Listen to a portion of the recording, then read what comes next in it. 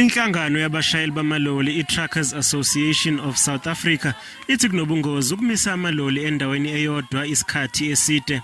The border posts have problems because instead of taking a day to cross over, it takes about 2-3 days, and it's got a criminal element in it.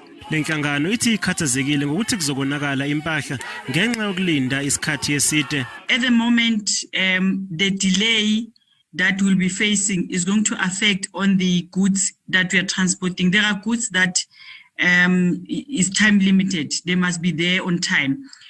For example, the perishable goods, explosives, flammable goods.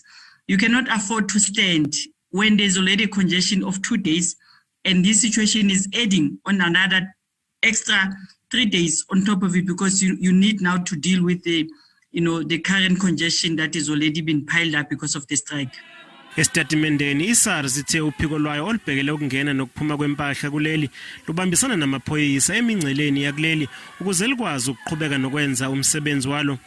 Iphinde yathi wonke amahhovisi ayo emingceleni yakuleli ayaqhubeka nokuvulwa kanti ikhona izinhlelo zokunciphisa umthelela wesiteleka.